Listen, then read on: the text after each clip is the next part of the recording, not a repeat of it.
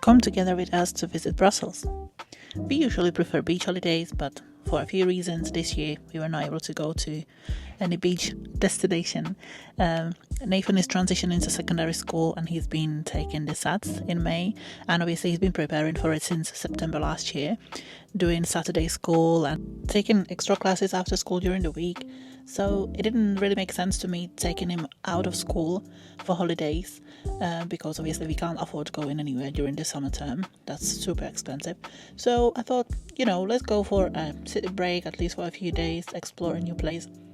And because of my fear of flying, we've decided to take the train. So here we are at King's Cross Station, or St. Pancras. We arrived early in the morning because the train was 7:04, and we gone through the security, which was quite quick.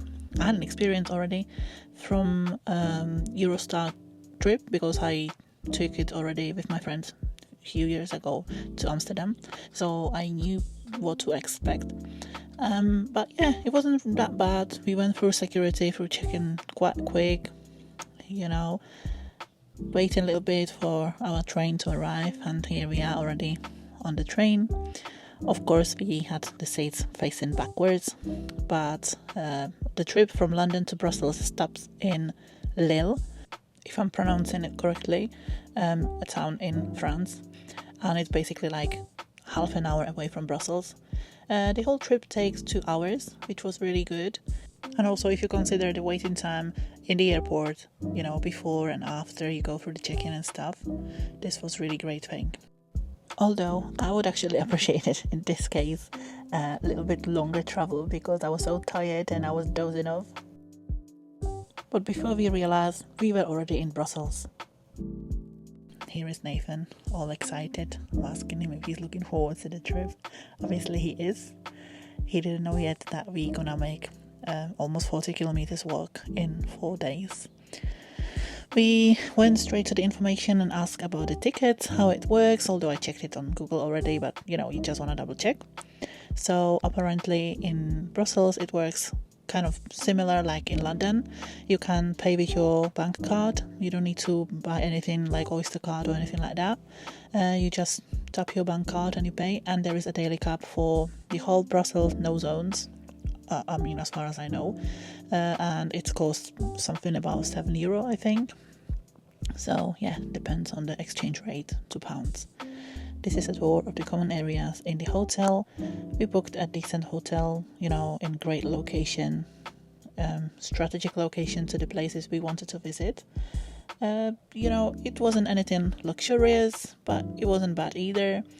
The room was a little bit kind of tired, I would say, but definitely it was okay for our needs, because when you go to check out a city, you're not planning to stay in the hotel all day and chill there. You're not looking for a spa there.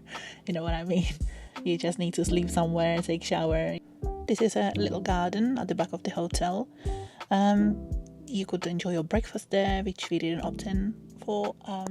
I just can't be bothered, waking up on time and setting up alarm when I'm on holiday to make sure that I make it to the breakfast. So we had a fridge in the room, so we could buy a few bits in the grocery store and make our own breakfast, something quick, some quick sandwich. This is a tour of the room. As you can see, it was quite spacious, and also I remember to record the tour on the next day, so you can see all our stuff there already, although I did make the bed just the way they do it there. Because I just feel like it's kind of showing respect even to the lady that comes and brings fresh towels and makes the bed. Of course, I couldn't miss on bringing my cosmetics and my makeup so I can shine in Brussels. Although I'm not someone politically oriented, except for being student president in my university, of course. I'm talking about international affairs. I don't usually comment on things like that. But since we were in Brussels, the capital of European Union, we had to go and visit the European Parliament. You have to book it in advance. There is free entrance, so no fee. And it was definitely interesting. We learned a lot about the Parliament itself, about all the European countries. Once you get there, you obviously they check your passport, your ID, and they check your booking, and they let you in. You have to go through a security, and then you can collect a device with headphones that basically guide you everywhere. There are some expositions, all the flags of the countries of European Union, so you can take pictures, and then basically you follow the steps, you follow the numbers of the guide. The guide is telling you about all them points, and then you get to the hemicycle, that one hemicycle where all the politicians sit and discuss. We had to take pictures and videos with our country flag, because obviously although we live in the UK, we are Czech and we are members of the European Union. The hemicycle was basically the last stop of our visit, and we went to visit the parliament immediately after we arrived to Brussels. Obviously we went to check into our hotel, but we arrived quite early and we were supposed to check in at 3 p.m. So I thought, you know what, let's go drop our suitcases there in a hotel, and before we be able to check in, we will go to visit the parliament, which wasn't really far. We actually lived in a hotel which was across the road from the European Union Commission. So yeah, but the receptionist was very nice, and he said we can go into the room immediately, so it was appreciated. But we had a booking for the parliament, so we had to go out, although I was so tired, because I don't know if you remember my story on Instagram on that day when we traveled, that night before we traveled. We tried to go and sleep early because we had to wake up very early in the morning to catch the train from King's Cross. There are those foxes, having fun in the garden, and I couldn't sleep, so I was very tired. I was dozing off already on the train, and so after arrival, instead of having a rest, we had to go to the parliament, but it's all good, it was fun. You could have noticed Nathan munching his first Belgian burger.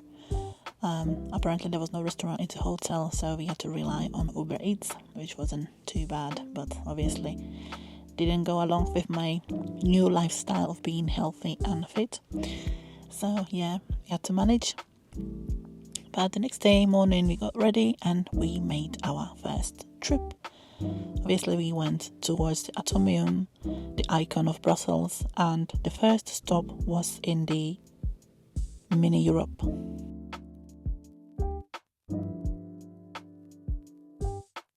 And since we are here in Brussels, we're going to see it.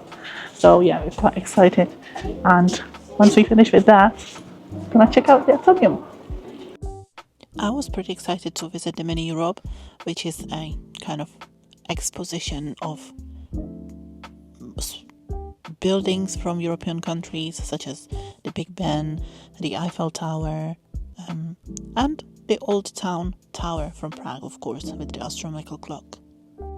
We didn't book the tickets online, which you could do, but there wasn't that long queue. As you can see, many people that arrived at the same time like us, they had the booking already online, so they just walked in, and we were next, in the queue to buy the tickets. I used my Isaac card to use student discount, and obviously my son was paying the child price. We were very lucky with the weather on that day, and don't worry if you don't recognize any of the places or any of the buildings. It's got a tag with a little explanation, and also at the entrance you get a little book that explains and describes every single building.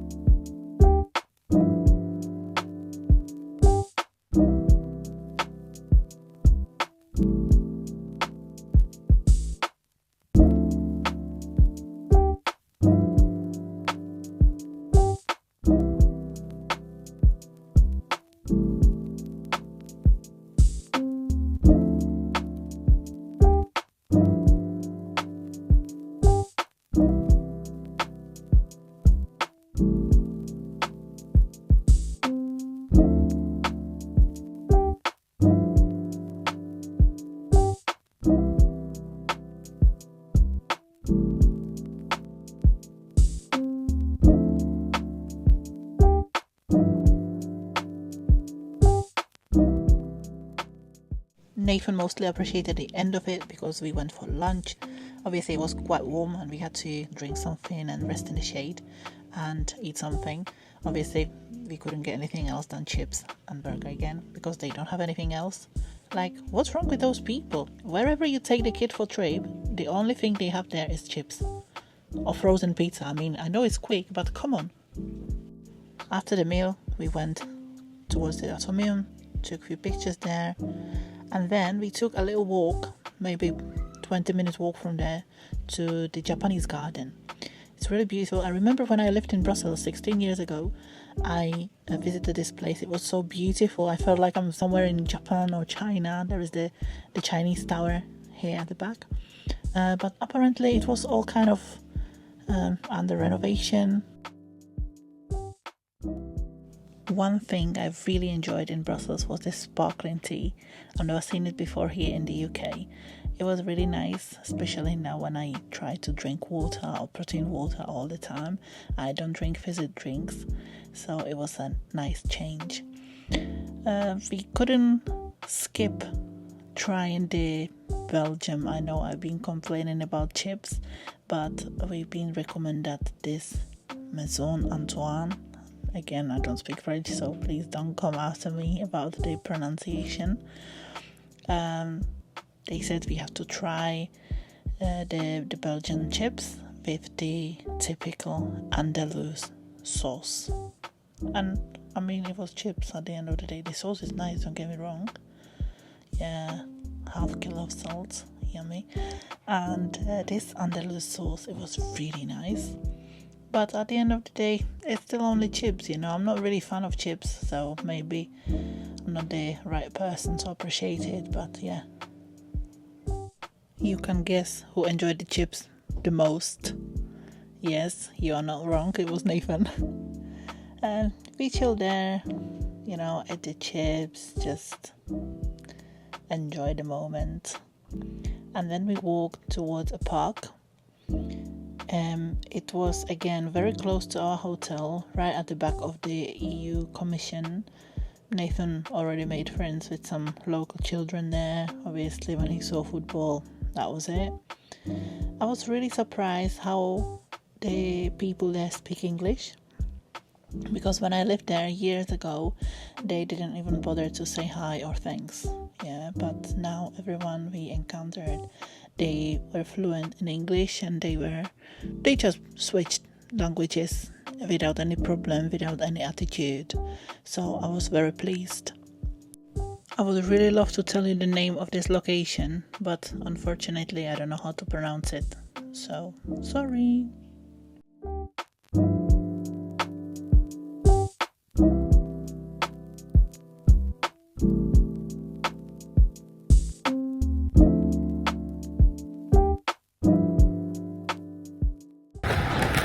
He came to me and he was like, "Mom, they're going to the football pitch, you know, the grass there is better, I can't really run here properly. Can I go with them? It's just over here." And I was like, okay, why not?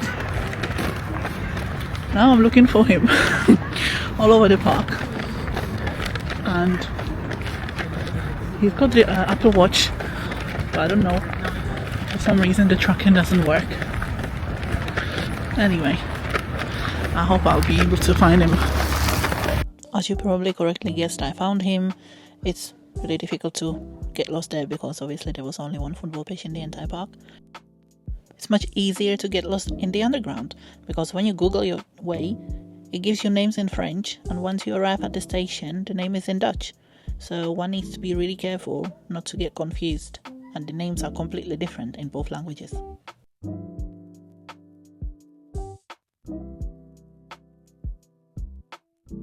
Apart from the local chips with the Andalouse sauce, we had to try the Belgian waffles with chocolate. I'm not really a fan of chocolate, to be honest. If chocolate, then white, that's all. But Nathan loves it. And when you see all these, you can't resist. Nathan tried one with strawberries and chocolate, and I had strawberries with cream and pistachio sauce. It was really nice, but quite heavy. And if you're interested how these delicious desserts are made, keep watching.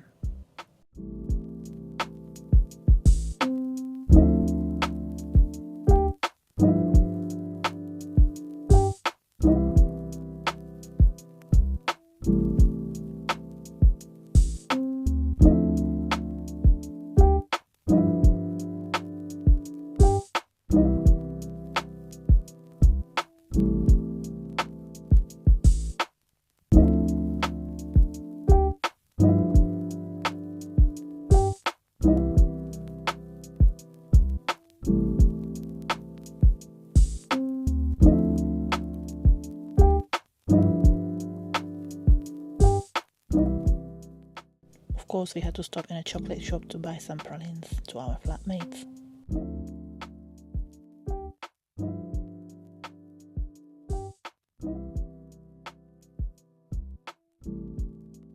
We couldn't skip the Grand Place on the visit of Brussels, and it was actually on our way to see the Bean Boy. Nathan was excited to find this monument of a Belgian hero that's supposed to make your wish come true, or it's for good luck, one of them things. And it was on our way to see the Bean Boy.